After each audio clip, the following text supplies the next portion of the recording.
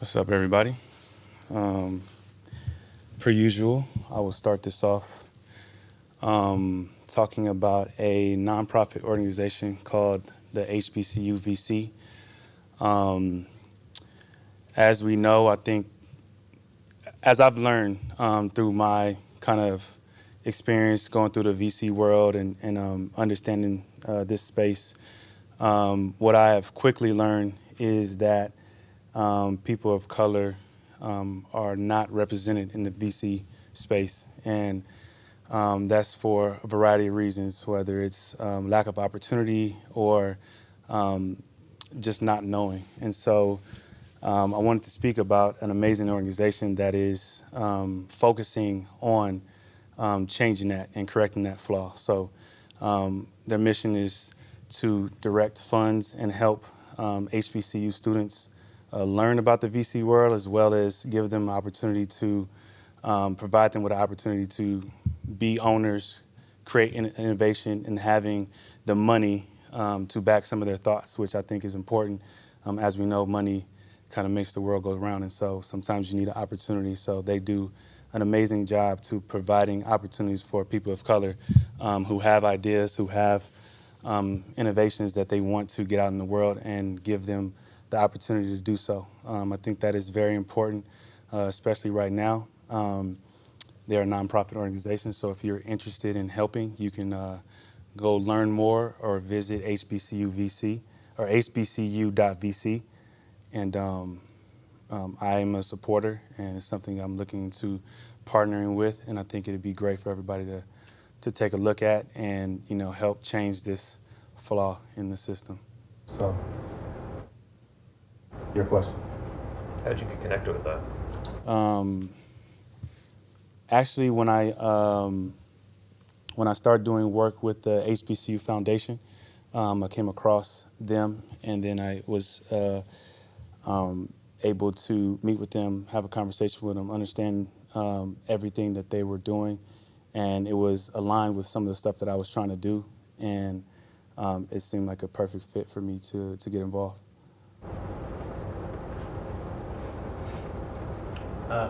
Pete seemed to suggest that some of the stuff that you guys are giving up in games is stuff that you guys have practiced, even saw against the Vikings. Why do you think the issues are reoccurring with the coverage for you guys?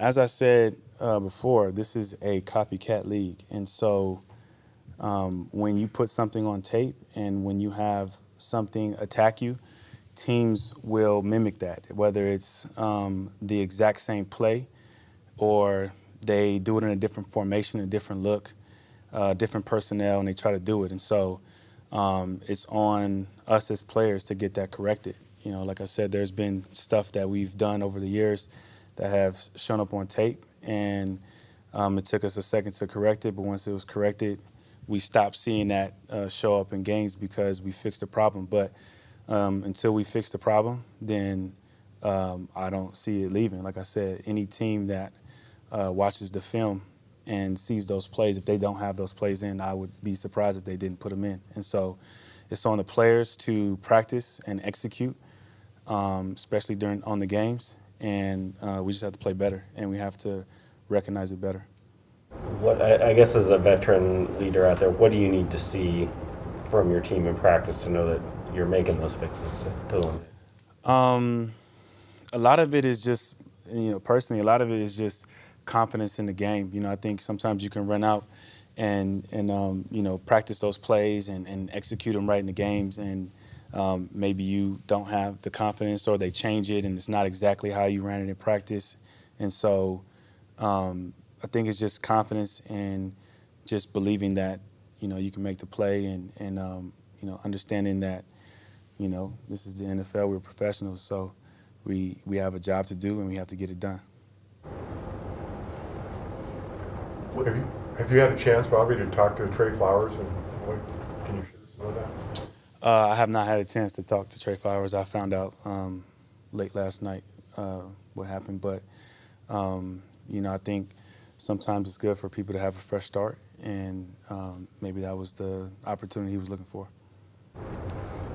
What's it like practicing without Russell out there, and this kind of preparing for a week without him and all that, obviously something you've never done before. Yeah, it's definitely foreign territory for sure. You know, you never gone out to a practice and not saw three warming up or doing his extra stuff. So we understand the task at hand.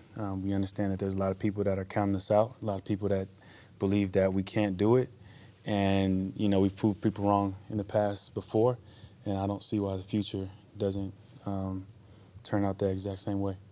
He was just talking about Gino and his personality and his experience being the sort that guys will rally around. You sense that this week, and what is it about Gino that, you know, his leadership and the qualities that he brings?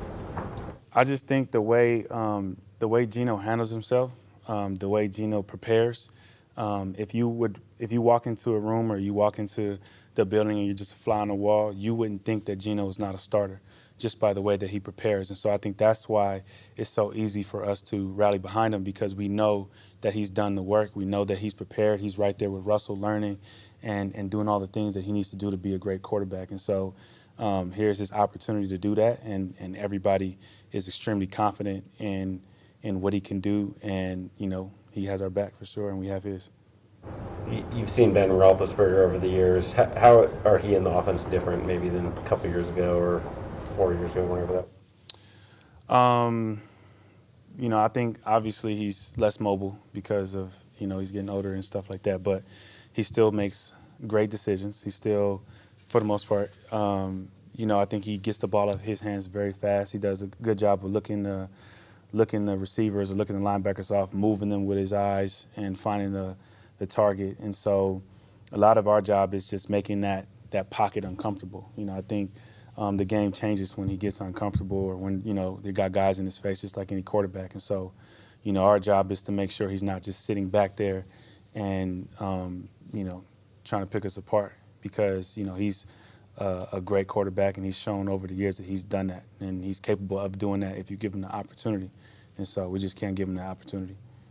This offensive line has a ton of new pieces. They basically overhauled the entire group and finally got their run game going quite a bit last week. What have you seen as far as what kind of offensive attack they're going to bring from that perspective?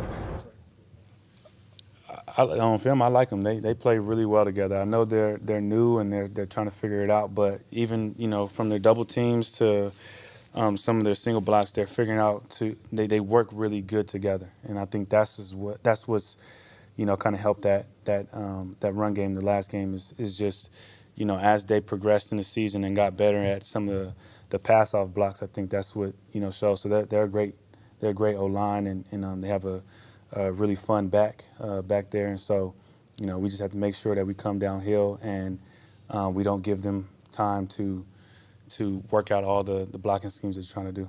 You just referenced running back Harris. What does he bring? Like, what kind of challenge is he? He's definitely a challenge. He's fun to watch on film, definitely. You know, I like his footwork. He reads the hose when he sees it, he hits it. You know, I think he stiff-armed somebody out of bounds in the open game. And so he's definitely somebody you have to get a body on, somebody you have to be conscious of. And you know, he's also really, really active in the passing game. They like to get him out. You know, he rarely stays in when there's a pass. And so he's somebody who can do it all, somebody we have to account for. And it'll be a good challenge for us. What's your assessment of why the defense isn't performing how you guys would have thought it would be, you know, through 5 weeks? That's a tough question to pinpoint one thing, but I would say if I had to pinpoint one thing, it's, you know, early on we got in our way a lot, whether it's penalties, whether it's, you know, mistakes, miscommunications.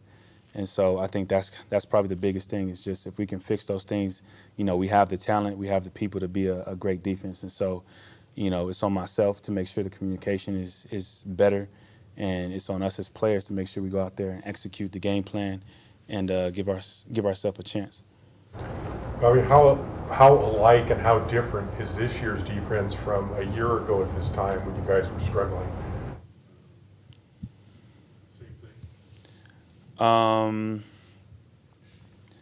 think it's a little different because there's, you know, I think we were still trying to figure out certain things. We had different pieces. We had different guys. last year than we do this year. And so a lot of it is just figuring out we're using people different ways. And so I think it's more so just the communication. Last year, we had guys like a KJ, and we had like more spots that are solidified. But this year, it's more guys playing different roles, and we just have to focus and master the roles that is being asked of us to do. What do you see on Darrell Taylor so far through 5 games? The pass rush, you always watch him at practice, and you watch him, working on moves and working on different things that, because we're not going like extremely hard, and we can't, you're not going to finish your own lineman at practice. But you see it. You see it at practice. You see the speed off the ball. You see the power moves. You see all of that. And so when you see it in the game, like finally finished, him able to finish the sacks or finish the tackles or put somebody on their back, it's fun to watch. And he definitely has the traits and to be a very special player in this league. Bobby, I'm wondering, as a veteran who's been around for a while, did you see the comments Jon Gruden made, and sort of, do you think that's at all prevalent throughout the league, of the things that he said being more than just what he said, I guess? I think that's that whole situation is a lot deeper than I think we can figure out during this press conference. But what I will say is I think there are people out there like that speak that way, that have that mindset, that have not grown. It's not just football. It's not just NFL ownership or coaches or anything like that. There are more people that's like that. And whether it's naive, whether it's a lack of education, whatever the excuse or whatever the idea behind it may be, there are people out there like that. And so if you're talking to me, like, for me it's not something that shocks me anymore, because you get it in so many different fields. It's not just football. It's not just it's not just one field, for sure. It's something that I feel people deal with regardless of how you look or what you believe in. It's something that happens all the time. The only thing that is different is this thing. This is the only thing that's different. You got cell phones to capture moments. Now your emails sit there a little longer than they normally do. And so things that used to be in the dark that would never be found out about is being saved on the cloud or wherever it's at. And so, it pops back up at some point. And so, I think it just, we have a long way to go. And like I said, it's like that situation is not anything bigger than what the world is dealing with and what, the world should be focusing on and trying to figure out. There's a lot of things that we can figure out that are a lot deeper than just this conversation. You know what I mean? So I think that's why I like the Dave Chappelle Netflix special so much, is because it forces you to have an opinion. And, a lot of people going to feel some type of way about it. But that's why I like Dave Chappelle, because he makes you have an opinion. You can't just be in the middle. Like, you got to have an opinion. And so, I know I already said something earlier, but if you guys haven't saw it, y'all should look at it. Just take a look at it, have an open mind, and start a conversation, because there's a lot of conversation that will come from that special, for sure. Defensively, if I have this right, the bare fronts, like the 3-4 switch you guys basically made, if I'm understanding right, that should help out in the run game, in theory, having all the gaps covered and stuff. If that's the case, why do you think the run defense hasn't been as good as it was even last year? Because it's in theory, you know what I mean? It's, a lot of stuff is on paper, but, we have some extremely smart offensive coordinators in this league. And so on paper, you have gaps. All the gaps should be checked out, but you add a motion, you add a puller, you bump a 3 technique out of his gap, cut off a mic, there's a lot of different things. It's no different than any other defense that you run, whether you run an over front or under front or whatever the case may be. There is a weakness or soft spot in the defense, and our job is to make sure that they don't find it, and their job is to make sure they find it. And so, I think we just have to execute better. I think we have to help one another out, play off each other a little bit better. So I wouldn't say just it's solely that front as the reason why, but it's similar to like our defense. Like when when Cam, Shern, Earl, we all play cover 3, and that's all we did was play cover 3. Nothing else. Like we would line up and basically just say we're better than you, and we don't care what you do. And then they start putting 4 strong, and we don't have enough people in 4 strong, so you had to adjust.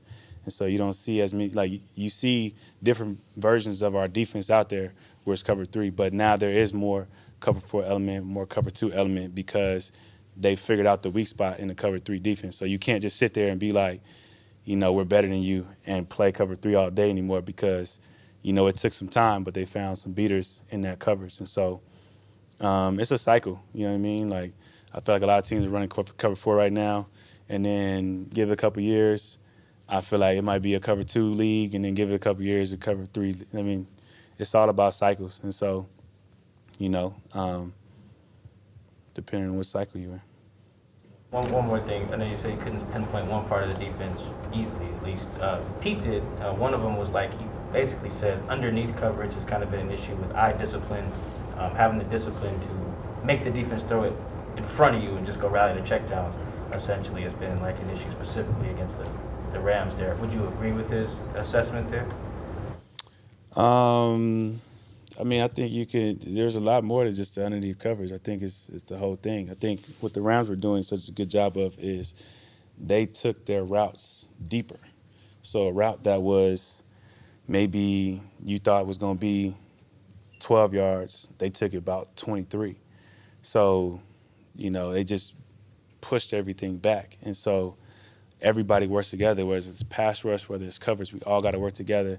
Obviously the quarterback can't have that much time to throw the ball, to give the receiver that chance to run down there, but we also can't alleviate where we're at. And so we all work together. Everybody's trying to figure out what's going wrong. And so the moment we start winning and the moment we start executing, then everybody start writing about how great we are. So it's a thing. If you fix, I promise you, we come out and we play well and we, on a line of scrimmage and we get a couple picks and all these different things, I'm pretty sure the conversation will be like, oh, the problem's fixed after one game. So, I think that's just me playing 10 years. Everybody's looking for something to write. And so we, unfortunately, have given y'all something to write about, and we'll switch the narrative for sure. I'm confident in that. You mentioned confidence earlier, players have it. Do you think that's an issue with the defense right now at all? Or? No. We have enough confidence to spread that around for sure. With Wilson out for the first time, how much was a personal challenge for you and your defense to carry this team through this? I think it's a tremendous opportunity, for us to, step up. I think it's needed. Obviously with Russell being down, a lot of it is going to fall on Geno to run that offense and do the things that we're accustomed to seeing. But, we got to play better, and we have to, accept this challenge of, getting out of this hole and getting out of whatever we dug ourselves into, which I feel like we have the people, we have the confidence, we have the players to execute, and we have the players to get this right. And so, this is our time, our turn to step up as a defense, and we will. And it's going to be a personal challenge for me to make sure that happens. Thank you, Bob. Appreciate y'all. Thank you.